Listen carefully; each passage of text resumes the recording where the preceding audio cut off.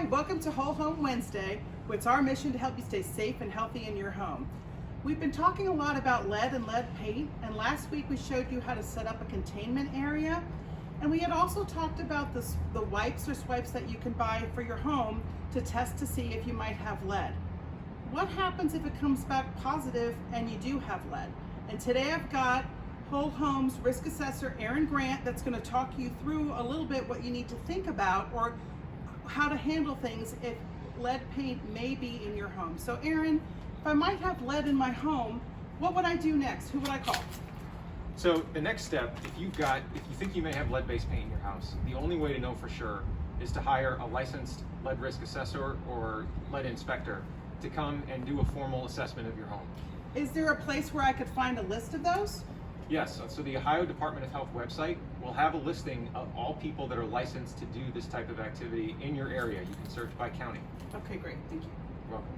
So what they're going to do is they're going to use a different array of environmental sampling methods to figure out where lead-based paint may exist in your home.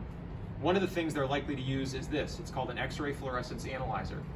This device shoots a very small amount of gamma rays into a surface, and if there's lead in the paint, it gives off a very unique signature so the detector can figure out if it's lead-based and what the concentration is. You can do this against any array of surfaces without doing damage.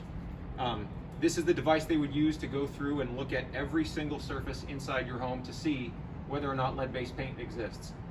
What they also may be looking for, if they're doing a risk assessment, is to find out where there might be deteriorated paint and if that paint is lead-based. Looks like we got a good example here of some deteriorated paint. We do indeed. So when paint becomes deteriorated this way, when it's flaking, when it's peeling, this is when it's dangerous.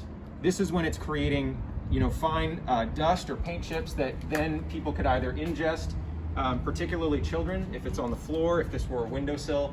That's really the risk places where particularly children can be exposed through ingesting that lead once it breaks down. So, can you show me what it looks like and what that device does exactly? Sure. So you hold it up to the surface, and after a few seconds, it'll tell you whether or not lead-based paint exists and at what concentration. In this case, this is lead-based paint. So for each sample, you'll be able to determine whether lead-based paint exists, and the risk assessor should also be able to tell you what you need to do to address the hazard.